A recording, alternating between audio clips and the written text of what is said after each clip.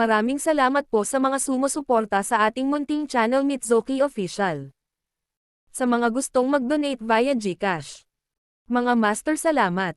Paki-like, share and subscribe. Maraming salamat and God bless. Kabanata 2521. Magkahawak kamay silang naglaban sa loob ng 15 minuto hanggang sa naging magulo ang mga alon sa ilog. Sa gitna ng kaguluhan, sa wakas ay napatay nila ang malubhang sugatang demonyong buto ng hito. Gayunpaman, ang tatlong tao ay nagtamo rin ng mga pinsala sa iba't ibang antas. Nagmamadaling pumunta sa frontline bilang isang meat shield, halos naputol ang braso ni Alex, na may 10 o higit pang bali na mga buto na nalaglag sa kanyang katawan. Natagpuan ni Daya ang mga nagkalat na buto ni Alex at ibinigay sa kanya. Ang mga pattern ng buto ay maaaring pagalingin ang iyong mga pinsala sa iyong katawan. Ang iyong mga buto ay maaaring tumubo muli kahit na sila ay bumagsak. Ang mga katawan ng dalawang bone demon na ito ay napakalaki at medyo mahirap ilipat, kaya dapat na agad natin silang i-absorb. Walang komento si Alex pagdating doon. Sa katunayan, matagal nang hindi napigilan ng mga ipinagbabawal na spell rune sa kanyang katawan. Ito ay isang malaking kapalaran. Direktang binalot ni Alex ang fishbone ng kanyang soul power.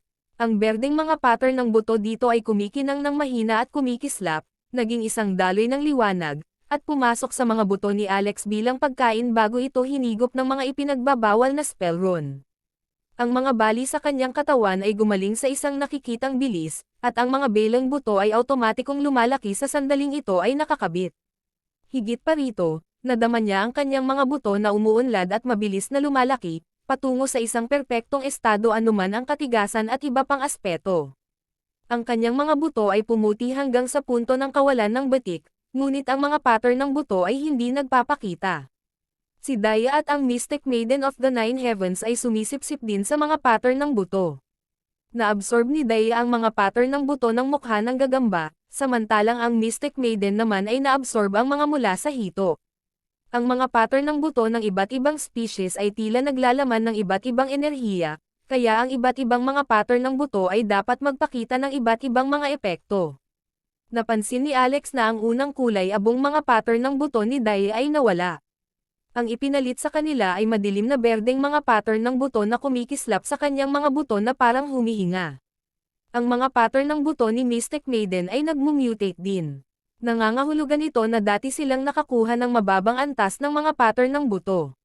Matapos makuha ang mas mataas na antas ng mga pattern ng buto, ang orihinal na mga pattern ng buto ay umunlad ng naaayon at umunlad sa isang mas mataas na grado. Burp.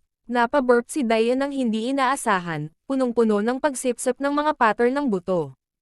Isang string ng berdeng mga pattern ng buto ang lumitaw sa kanyang katawan, at ang kanyang aura ay tumaas ng higit sa doble. Sumenyas siya kay Alex. Hubby, halika at i-absorb mo ito, hindi ko matuloy. Hindi pa ako nagkaroon ng ganoon kasaya. Pagkatapos, napansin niya na ang mga buto ni Alex ay walang kamali-mali na puti, walang anumang pattern ng buto. Nagulat siya sa nakita niya. Nakangiting sabi ni Alex, "Don't worry. Ito ay malamang na nauugnay sa mga pamamaraan ng paglilinang na aking ginagawa. Nararamdaman ko na ang mga pattern ng buto ay lahat ay na-convert sa enerhiya, at ang aking mga buto ay sumasailalim sa isang hindi pa nagagawang ebolusyon. Kaya niyang tanggapin ang buong pagkarga ng mga pattern ng buto. Kahit na siya ay lumamon ng higit pa, ang mga sinaunang ron ay ubusin ang enerhiya. Ang isang bahagi nito ay magpapakain sa kanyang mga buto, at isang bahagi, ang kanyang kaluluwa. Sa kalaunan, nag-iingat siya ng kaunti at naghanda na ibalik ang mga ito sa iba. Tumigil din ang Mystic Maiden sa paglamon sa mga pattern ng buto. Dahil busog na siya at ang kapangyarihan ng kanyang kaluluwa ay nasa buong kapasidad, hindi na niya malalamon ang mga ito ng mabilis, nangangailangan ng oras upang magpahinga at matuno ang enerhiya. Sa aming napakalaking tagumpay sa oras na ito, ang aming mga pattern ng buto ay umunlad sa isang mas mataas na antas. May pakiramdam ako na sa pamamaraang ito, maaari nating muling hubugin ang ating mga buto ng ugat at mapahusay ang ating talento sa paglilinang tungo sa pagiging perpekto, sabi niya. Iyon ay magiging napakaganda. Ang mga buto ng ugat ng tao ay naayos sa sinapupunan ng kanilang mga ina. Sa mundo ng paglilinang, mayroong isang kasabihan na ang mga buto ng ugat ng isang tao ay itinadhana, at ang kanyang kapalaran ay mababago lamang kapag siya ay muling nagkatawang tao. Sa madaling salita, kung nais ng isang tao na baguhin ang kanyang mga buto ng ugat, mayroon lamang isang paraan: reinkarnasyon. Ang mga buto ng ugat ay may mas mahalagang pundasyon kaysa sa espiritual na mga ugat. Ang mga buto ng ugat, gayunpaman, ay maaaring mabago at umunlad. Kaya, ito ay tunay na nagbabago ng kapalaran sa pamamagitan ng pagsuwi sa natural na kaayusan. Sa huli, bawat isa sa tatlong tao ay kumuha ng ilang mga buto ng ugat na may makapal na mga pattern ng buto at nagplanong bumalik sa kuweba. Sandali lang, biglang sabi ni Alex. Anong mali? Bigla akong may naisip na tanong. Patay na ang demonyong buto ng hito, ngunit hindi dapat masyadong malayo ang pugad nito, di ba? Paano kung hahanapin natin? Hindi ka ba natatakot na may babaeng hito sa lungga? Tanong ni Daya. Napakurap-kurap si Mystic Maiden. Kung may mga kasama pa yang hito, ngayon lang sila lumabas. Kaya, ang ideyang ito ay magagawa. Baka may malaking pagkakataon. Kabanata 2522. Tulad ng isang puting dragon na pumapasok sa dagat, ang paikot-ikot, magulong ilog ay nagsabog ng hindi mabilang na mga alon at tumakbo sa napakalaking kagubatan nang hindi alam kung saan ito patungo. Ang tubig sa ibabaw ng ilog ay hindi naayos, bagaman ito ay maayos pa rin sa ilalim ng ilog. Hinanap ni Alex at ng dalawa pang tao ang paligid ng ilog, hinahanap ang pugad ng hito. Tinukoy pa ni Alex ang lokasyon sa pamamagitan ng tri-dimensional na mapa sa kanyang dagat ng kamalayan. Gayunpaman, napansin niya na ang mapa sa kanyang dagat ng kamalayan ay nagbago at malaki ang pagkakaiba sa kanyang nakita noong nakaraan. Matapos suriin ito, nagawa niyang maunawaan ito. Ang tinatawag na tri-dimensional na mapa ay ang induction na nabuo ng mga rune ng 10-point forbidden spell. Maaari itong tila nararamdaman ang nakapaligid na mga pattern ng buto. Gayunpaman, hindi ito isang walang katapusang distansya. Ayon sa mga marker na kumakatawan sa lokasyon ni Shirley, Pixie, at ng iba pa sa mapa, tinansya ni Alex na nasa loob ng radius na 100 milya ang limitasyon ng saklaw. Parang napakalayo, ngunit sa katunayan, ito ay isang bato sa mga demonyong buto, tulad nila. Pagkaraan ng 10 minuto o higit pa, ang iilan ay nakakita ng isang napakalaking kuweba sa ilalim ng ilog. Dito na ba? Sa tingin ko magkamukha sila.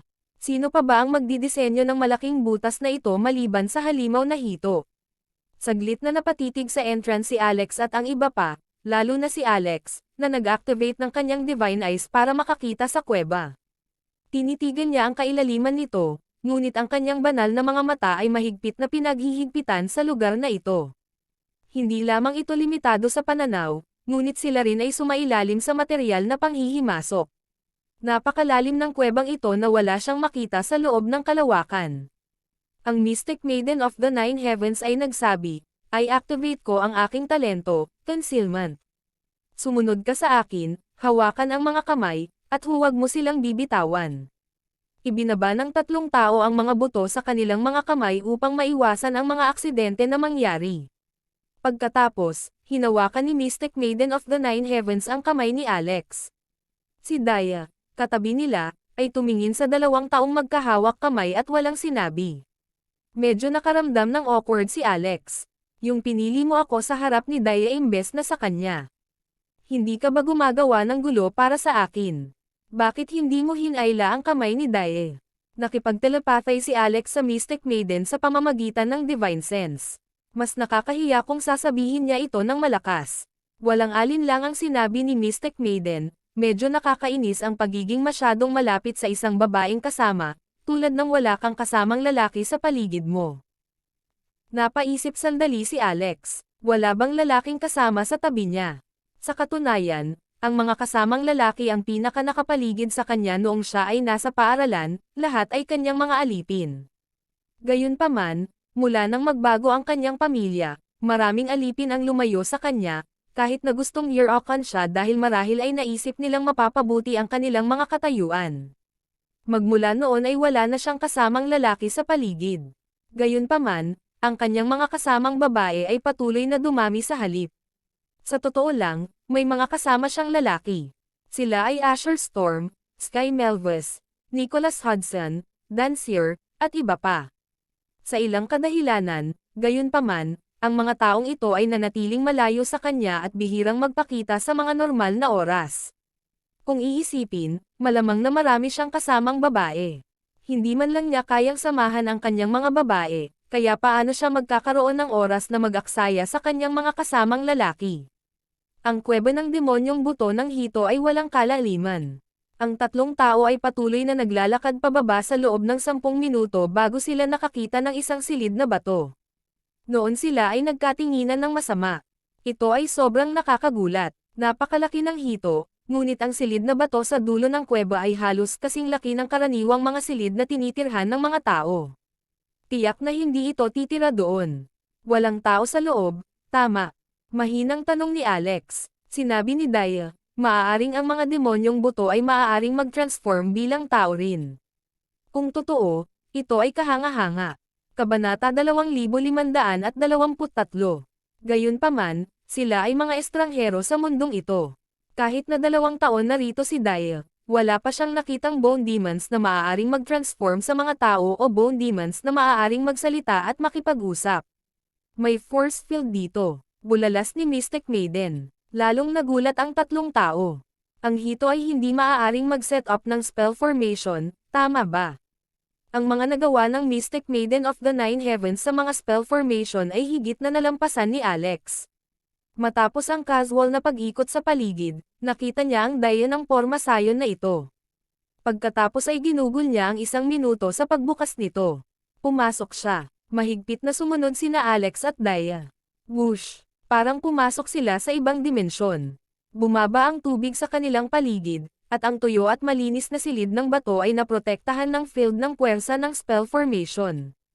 Maging ang hangin ay sariwa pa, na may makapal na langit at lupang espiritual na enerhiya na lumulutang sa paligid. Kaagad pagkatapos, nakita nila ang kalansay ng isang tao. Si Alex, naganap na mapagbantay, ay agad na inilabas ang Golden Spear at tumayo sa harap ng Mystic Maiden. Nasiyahan sa pagpapakita ng kanyang kamalayan sa sarili, sinulyapan siya ni Mystic Maiden bilang pagsang-ayon at sinabing, dahan-dahan lang. Patay na ang taong ito. Walang pagbabago sa kaluluwa. Sinabi ni Daya, maaaring ito ay isang tao na nangangalap ng mga relikya ng Budista at namatay dito sa huli. Matapos makumpirma na walang panganib sa kanilang paligid, hinanap ng 3 ang loob. Hindi ganoon kalaki sa loob, lahat maliban sa isang maliit na silid na bato na halos 10 metro kwadrado. Sa paligid ay may ilang gamit sa bahay, isang kama, isang mesa, at mga bangkito. May nakita pa silang mga inscription sa dingding. Ano ang nakasulat dito? Ito ay isang pagsusulat na hindi pa nakikita. Si Daya ay may mga alaala ng 2 buhay. O hindi, iyon ay magiging 3 buhay kasama ang buhay na ito. Siya ay minsan ding Diyosa ng kalikasan at nakatagpo ng hindi mabilang na mga uri ng pagsulat. Gayunpaman, siya ay ganap na walang alam tungkol sa mga kakaibang marka sa harap niya. Medyo kakaiba ba sa iyo ang mga buto ng taong ito?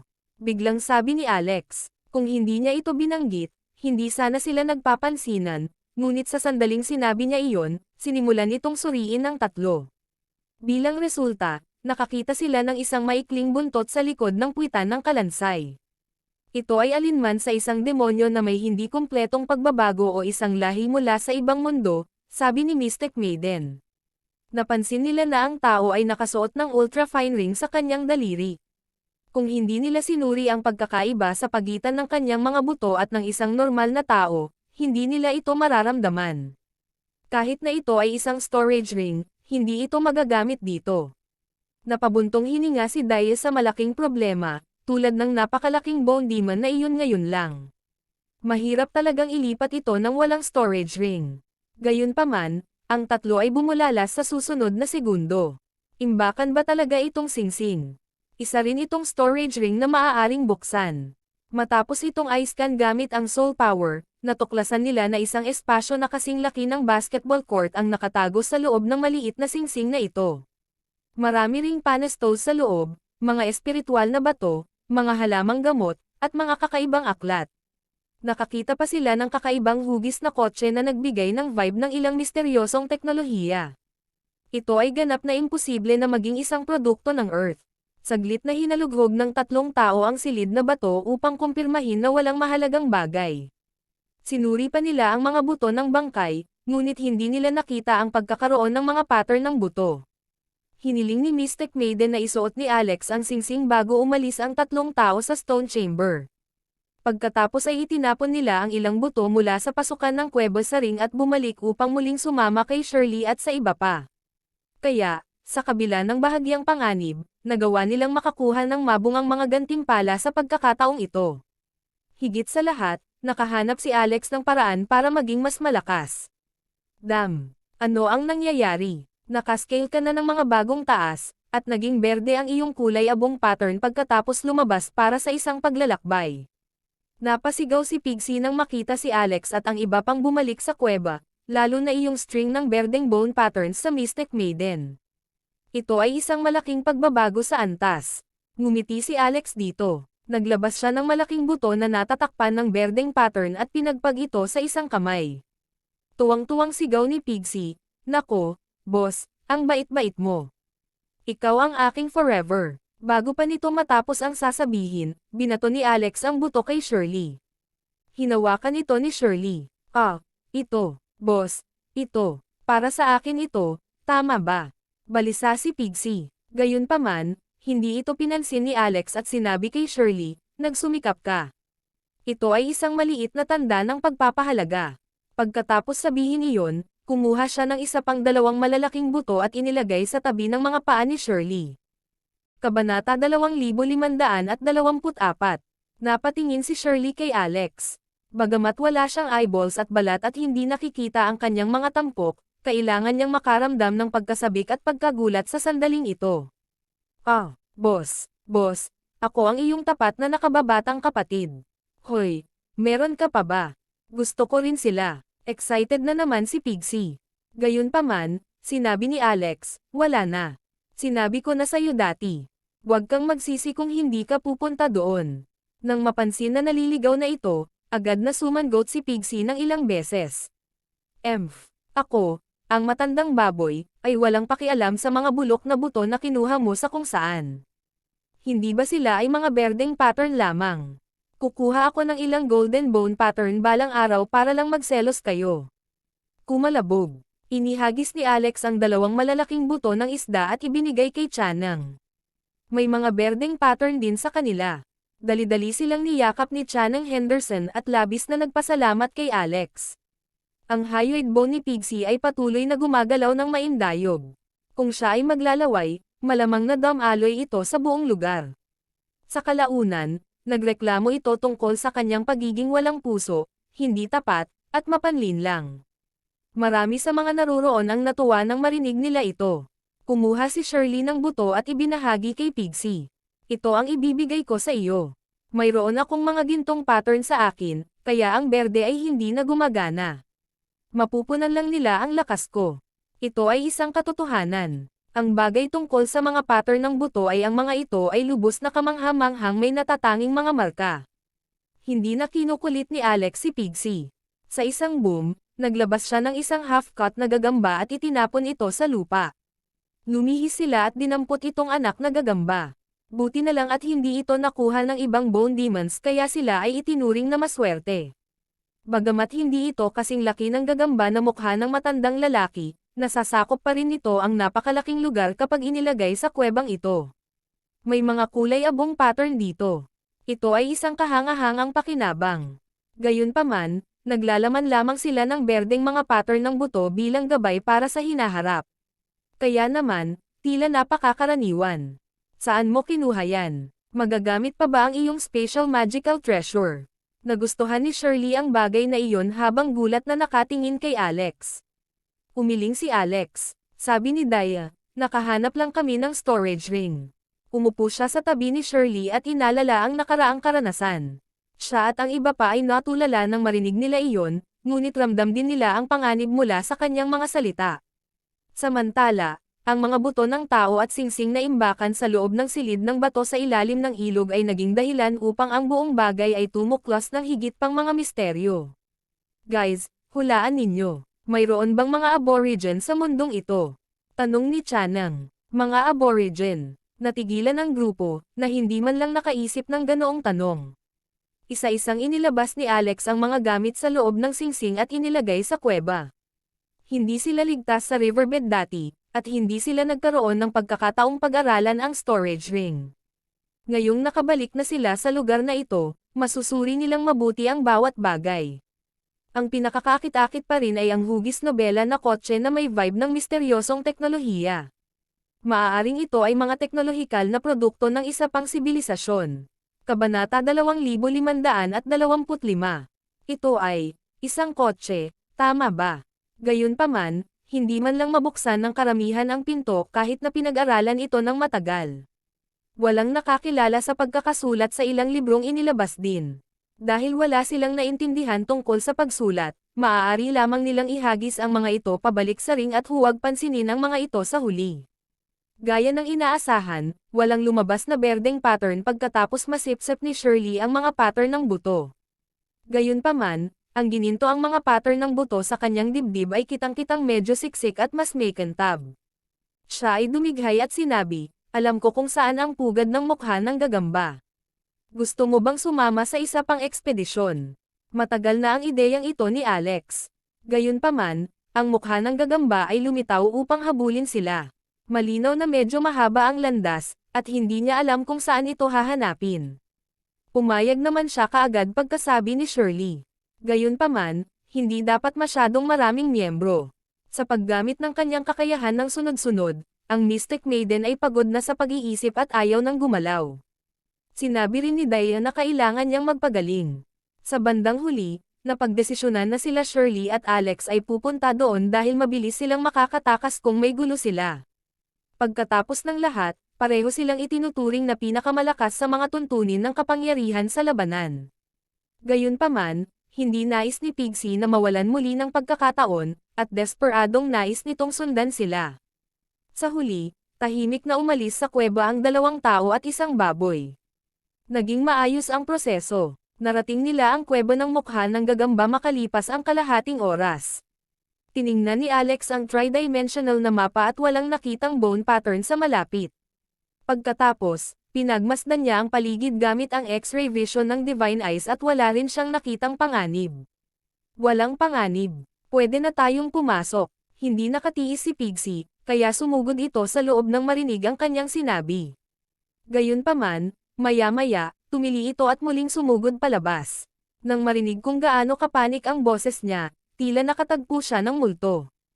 Sa sandaling ito ay sumugod palabas ng kuweba, gamulong ito sa lupa at sumigaw ng napakalakas, humihingi ng tulong kina Alex at Shirley.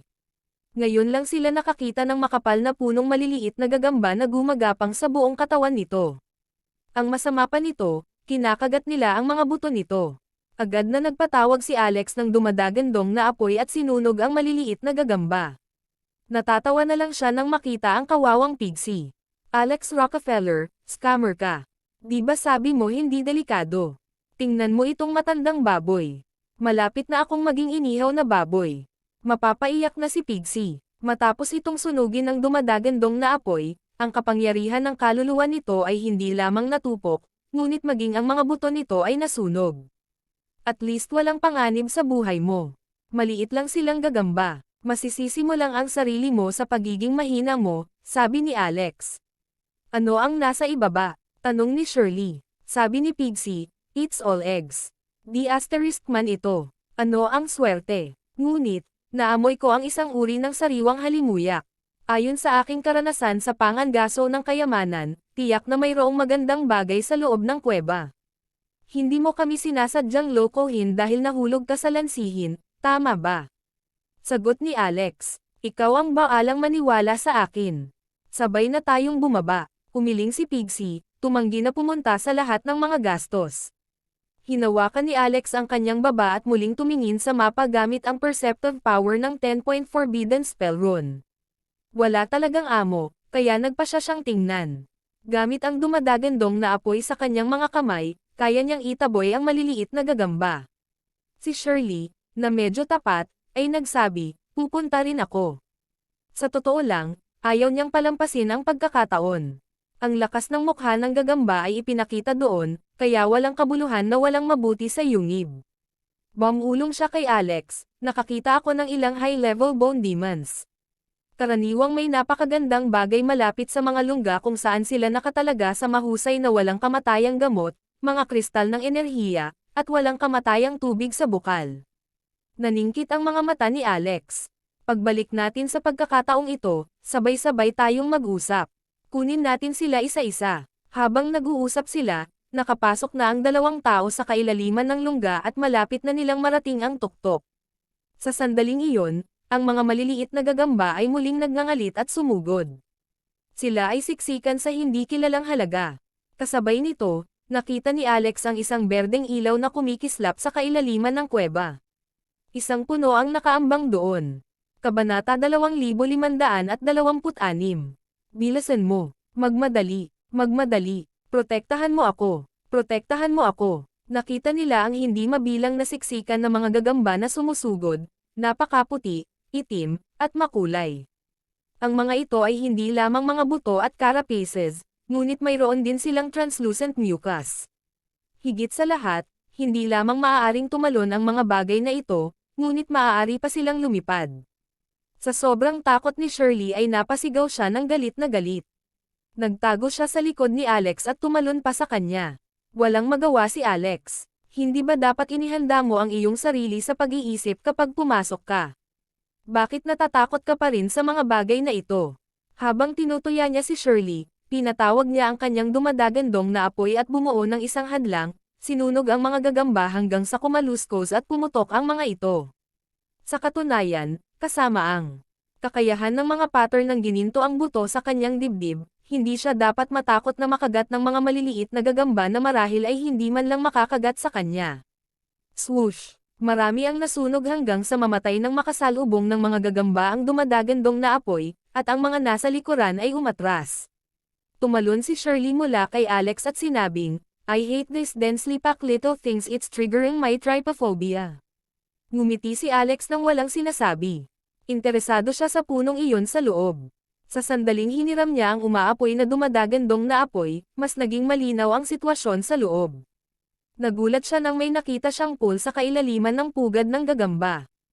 Ang pool ay natatakpan ng berdeng ilaw, ngunit sa katunayan, lahat ay refleksyon. Ang tunay na pinanggagalingan ng liwanag ay galing talaga sa kakaibang puno sa gitna ng water pool. Ang puno ay halos 5 metro lamang ang taas, ngunit ang berdeng liwanag ay dumaloy sa bawat dahon na may ritmo na katulad ng mga pattern ng buto. Ang buong puno ay naglabas ng enerhiya na nagpakalma sa mga tao. Ang mga pattern ng gininto ang buto sa dibdib ni Shirley ay nagbuga ng mahinang kinang na para bang nilalanghap nila ang ganitong uri ng enerhiya. Anong puno ito? Nakita mo na ba ito dati? Tanong ni Alex kay Shirley. Umiling si Shirley nang makita rin niya ito sa unang pagkakataon. Tinitigan niya ang puno sa pool ng tubig at sinabing, "Pakiramdam ko ay tinatawag ako nito." Habang nagsasalita siya, gusto niyang sumulong at hindi na natatakot sa mga gagamba. Mabilis na hinawakan ni Alex ang buto niya at pilit siyang kinaladkad pabalik. "Huwag kang impulsive. Ito ay isang kakaibang puno. Para bang kinikilig ito sa mga tao." Matapos ihagis sa kanya ni Alex ang paalala, sinulyapan ni Shirley ang siksikan ng mga gagamba sa unahan na may bahagyang takot. Nagmamadali siyang bumaba at naging mas mapagbantay. Bigla na lang siyang nakaramdam ng kakaiba. Tumingin siya sa ibaba, para lamang matuklasan na ang kamay ni Alex ay nakahawak sa kanyang mga buto sa balakang. "Ito, medyo hindi mabata. Puwid ka bang humawak sa ibang lugar? Bakit kailangan mong kunin ang posisyon na iyon ng kusa? Hoy, nasaan ang mga kamay mo? Ito ba ay isang lugar na maaari mong hawakan?" Ang tono ni Shirley ay nagdadala ng matinding kawalang kasiyahan.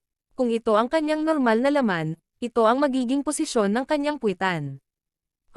Ngumiti si Alex at binitawan ang kamay niya. Paumanhin. Ito ang iyong pinakahalatang buto. Panipi-panipi. Kung may laman at dugo si Shirley, mamumula ang ekspresyon niya ngayon. Sa susunod na segundo, idinagdag ni Alex, "Dapat kang magsuot ng isang pares ng pantalon." Mariing ipinikit ni Shirley ang kanyang mga mata. Siya ay naging isang kalansay, kaya bakit siya magsuot ng pantalon? Ni hindi niya mahawakan ang tip, okay. At saka, saan siya makakahanap ng anumang pantalon sa mundong ito? Paano ako naiiba sa iyo? Siya snap. Nako, hindi ko ito pinag-aralan ng mabuti. Ikukumpara ko sila. Yumuko si Alex, ibinaling ang kanyang ulo sa gilid, at sumandal sa kanyang kalansay. Bagamat naging buto na ang mga ito, hindi niya talaga kayang tiisin ang pagkilos nito. Pervert. Bam! Pinalayas ni Shirley si Alex, at napadpad siya mismo sa dagat ng mga gagamba. Sa isang iglap, nawasak ang dumadagandong na apoy, at patuloy na tumatama ang mga kidlat. Ang lahat ng mga gagamba ay nagngangalit at nagsirit sa takot, na lumalayo sa paligid ni Alex. Isang malaking alon pa ang sumugod palabas ng kuweba. Kaawa-awa si Shirley, binabantayan ang pasukan ng kuweba ng walang proteksyon ng dumadagandong na apoy. Hindi mabilang na mga spider ang naapektuhan sa kanya, tumalon sa kanyang katawan at nag-drill sa kanya. Sa pagtatangkang tumakas, ang ilan ay direktang bumaon sa lahat ng uri ng mga puwang hanggang sa sila ay maipit. Kabanata 2527. Naghisteryosong sigaw ni Shirley saglit. Sinubukan niyang tanggalin ang maliliit na bagay na iyon sa kanya ng buong lakas. Pinagmasdan siya ni Alex na tumatalbog at gamulong-gulong, marahas na tinamaan ang lupa hanggang sa halos gumuho ang pugad ng gagamba. Walang imak, sumugod siya para tulungan itong iligtas. Dito, at dito. Marami pa dito. Ang huling gagamba na mukha ng lalaki ay naipit sa pagitan ng hita at buto ng balakang, kaya inabot ni Alex at unti-unti itong hinugot. Ito ay isang simpleng hindi maipaliwanag na eksena. Matapos malinis ang lahat, ang buong kuweba ng gagamba ay wala ng anumang buhay na gagamba. Lahat ng nabubuhay ay tumakas. Taos-pusong mungkahi ni Alex, magsuot ka talaga ng pantalon. Ito ay napakahubad. Ang awkward na pangyayari ay mangyayari minsan. Sinaman siya ng tingin ni Shirley. Iyon ay walang sinasabi. Nagpasya siyang ibalot ang sarili sa kung ano man ang nakita niya. Susunod, oras na upang tamasahin ang mga kita.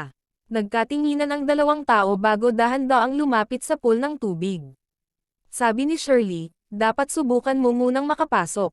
Tutulungan kitang magbantay sa gilid. Kung may mangyaring masama, mailigtas kita kaagad. Bilang isang lalaki, si Alex ay natural na hindi nagpatinag, sa pakiramdam na ito ay isang makatwirang pagsasaayos. Matapos subukan ang tubig, sinubukan ni Alex na iunat ang buto niyang daliri. Sa kabila ng kawalan ng nerbiyos, ramdam pa rin niya ang lamig. Gayunpaman, pagkatapos na tumagos ang ginaw sa kanyang katawan, nakaramdam siya ng sobrang komportable. Maging ang mga nakatagong ron sa kanyang mga buto ay umaawit. Sarap na sarap siya sa pakiramdam na ito. Maaaring palakasin ng enerhiya ng pool ang kanyang mga buto. Paano ito? Tanong ni Shirley. Well, ang sarap sa pakiramdam. Ngumiti si Alex sa kanya. Si Shirley ay unang pumunta dito upang samantalahin ang pagkakataon, sa takot na maaga ni Alex ang lahat. Kaya, tumalon siya sa tubig nang walang pag-aalinlangan. Isang napakatinding lamig ang bumalot sa kanya sa sandaling pumasok siya, ngunit pinalusog nito ang kanyang espiritu at mga pattern ng buto. Alex, sa palagay mo ba ang pool na ito ang bumuo ng punong ito, o ang puno ba ang bumubuo sa pool? Sabi ni Shirley. Hindi ko alam ang tungkol doon, ngunit alam ko na na-miss na naman ni Pixie ang bangka. Tahimik na nagbigay pugay si Alex sa matandang baboy. Pinili ng lalaking mukha na gagamba na magtayo ng pugad dito marahil dahil gusto nitong bantayan itong water pool at kakaibang puno. Napansin mo ba na ang dumadaloy na berdeng ilaw sa mga daong ito ay katulad ng berdeng mga pattern ng buto sa mukha ng taong gagambang iyon? Tumanggaw si Shirley. Mabilis siyang naputol. Kaya, kung bibigyan natin ng mas maraming oras ang mukha na gagamba na iyon, maaaring mag-evolve siya muli. Sa huli, sinamantala namin ito. Sumisigaw siya sa tuwa habang nagsasalita. Sa sumunod na segundo, sumugod siya at idiniin ang puno ng kakaibang puno. Nakita ni Alex sa sarili niyang mga mata ang hindi mabilang na berdeng ilaw na anino na dumadaloy sa katawan ni Shirley. Biglang tumaas ang aura niya. Gayunpaman, agad na umungol si Shirley, may mali. Ang punong ito ay isang scam. Bilisan mo at tumakbo. Maingat na pinagmamasdan ni Alex ang punong ito, at na-activate niya ang kanyang banal na mata.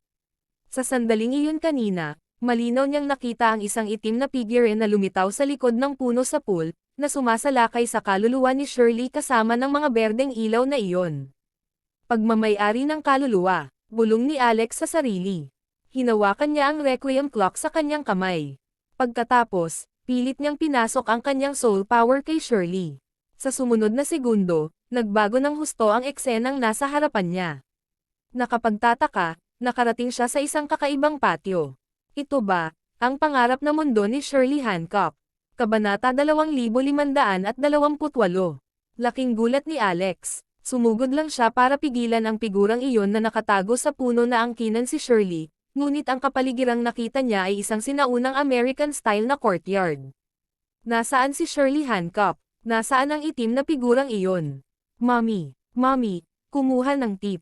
Gising na. Huwag ka nang matulog. Mommy, duguan ka. Ang daming dugo. Isang boses na parang bata ang umalangaw-ngaw sa tenga ni Alex. Nanggaling ang boses sa loob ng courtyard. Parang isang batang babae, ang boses niya ay may bahid ng pag-iyak, takot, at kung ano-ano pa. Lumapit si Alex, nagulat lang. Sa silid ng patio, nakita niya ang isang binibini na nakahiga sa puno ng dugo. Malaking halaga pa rin ang umaagos mula sa kanyang dibdib, at may malalim na sugat sa kanyang leeg. Dugo ang buo niyang katawan at lupa. Isang batang babae, mga 3, ang lumuhad sa lupa at niyugyog ang ginang habang umiiyak at nanginginig. Marahil ay hindi pa rin niya alam kung ano ang kamatayan ngunit tila may naunawaan mula sa napakadesperado at nakakatakot na boses na iyon.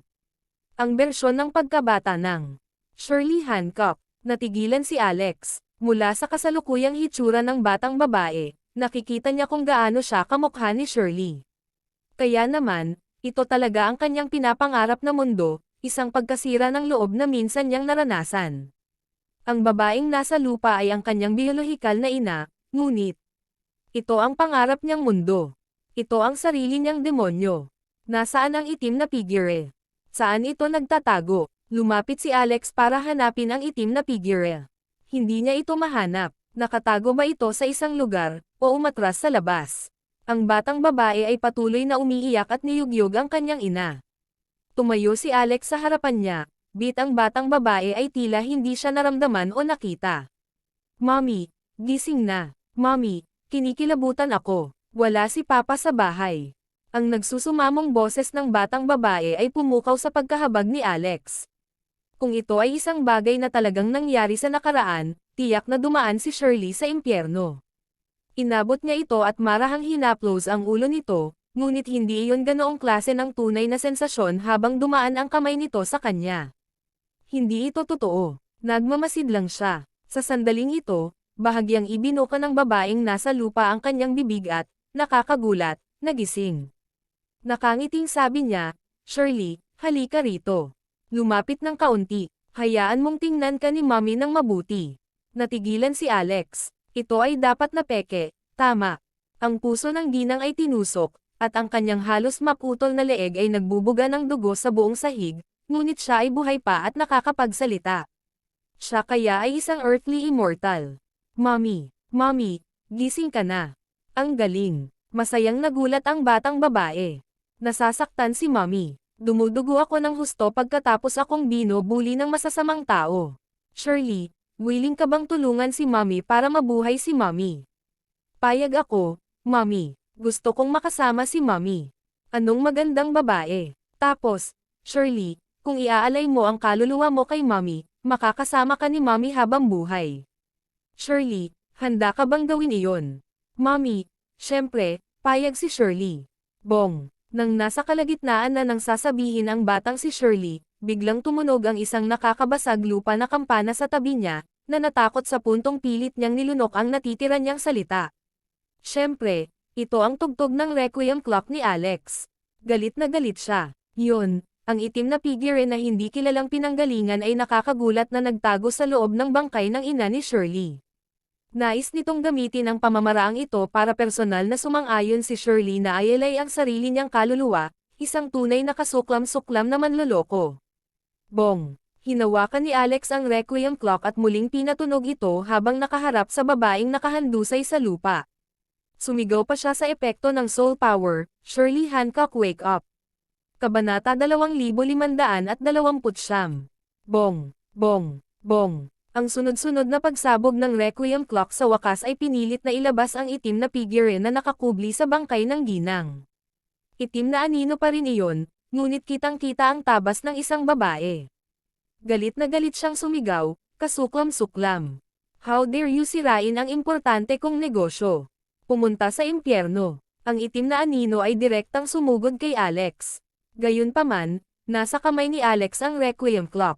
Ito ay isang banal na kagamitang Budista, at nagulat ito sa itim na anino hanggang sa ang kanyang kaluluwa ay nangineg, at hindi niya napigil ang mapasigaw.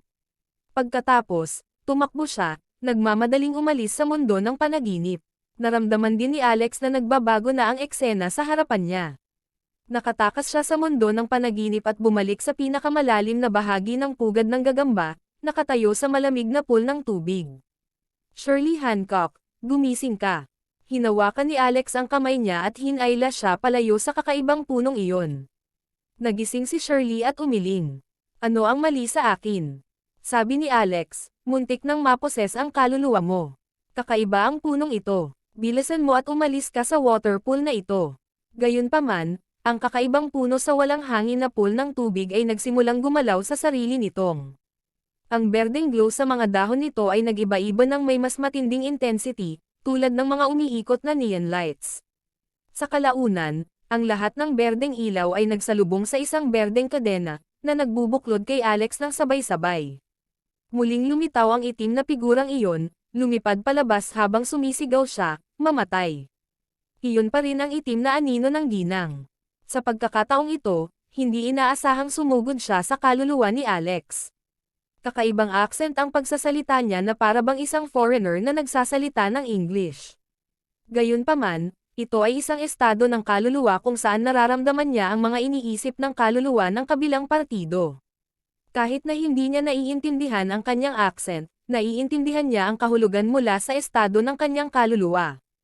Naghintay ako ng hindi mabilang na siglo, at sa wakas, dumating na ang isang angkop na tao. Ungol niya, hindi ako susuko. Gusto kong bumalik. Gusto kong pumunta sa pool of the afterlife. Ang sino mang maglakas loob na hamarang sa akin ay mamamatay. Nagulat si Alex. Ang talumpati ng babaeng ito ay nagpahayag ng maraming impormasyon. Bumalik saan? Ang pool ng afterlife. Ano ang mga iyon? Gayunpaman, wala siyang oras na mag-isip dahil ang itim na anino ng babae ay bamuka ng husto sa kanyang bibig at sinubukang lamunin ang kaluluwa ni Alex. Bago pa siya makagawa ng anuman, nabigla siya sa sumunod na nakita. May nakita siyang tulay. Nakita rin niya ang isang masiglang maliit na batang babae na nakapula na may klasikal na ugali sa pula na nakatayo sa tulay. Ang sinaunang tulay ay nabahira ng dugo at naglabas ng mga pagbabago at kalungkutan sa paglipas ng mga taon. Nakita pa niya ang isang stone tablet na nakatayo sa tabi ng sinaunang tulay. 3 salita ang nakasulat dito, ang Persephone's Folly Bridge. Habang nakatayo si Shelley sa tulay na nakatalikod sa babae, marahan siyang umawit. Nakalimutang ilog sa pamamagitan ng Persephone's Folly Bridge. Walang tama o mali sa buhay, walang merito o demerit sa kamatayan. Maaari kang namuhay ng isang disenteng buhay, ngunit pinili mong dalhin ang kamatayan sa iyong sarili. Sa wakas ay naantig ang babae. Nakasindak siyang tumingin sa sinaunang tulay at napabulalas, isa sa 3 artifact ng Infernal Hell, ang Persephone's Folly Bridge. Sa sandaling sinabi niya iyon, isang kalawang na kadena ang sumugod palabas ng Persephone's Folly Bridge at humawak sa kaluluwa ng babae.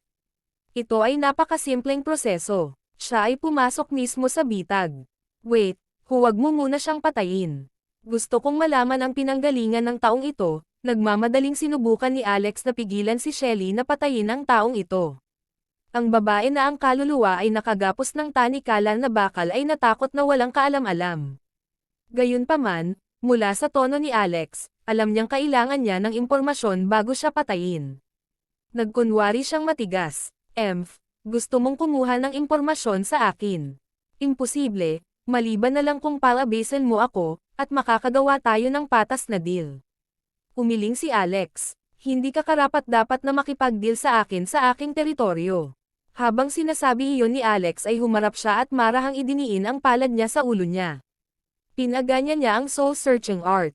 Nang hanapin ni Alex ang mga fragment ng kanyang memorya, nakakita siya ng ilang paglalarawan tungkol sa mundong ito.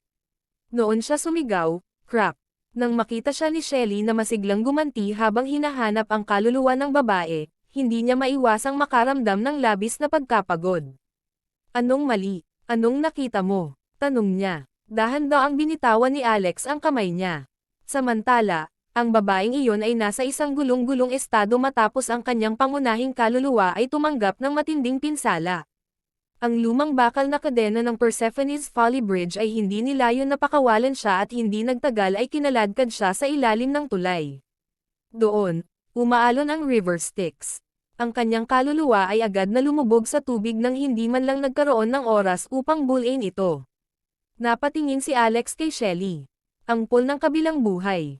Talagang makakabalik tayo sa mortal na kaharian at muling hubugin ang ating laman at mga daluyan ng dugo kung tayo ay papasok sa pool ng kabilang buhay. At, kilala ang lugar na ito bilang Underworld. Natigilan si Shelly saglit. Palagay ko narinig ko na ito sa isang lugar. Sabi ni Alex, may isa pang mahalagang punto. Ang bawat taong papasok sa lugar na ito ay bibigyan ng 100 taon.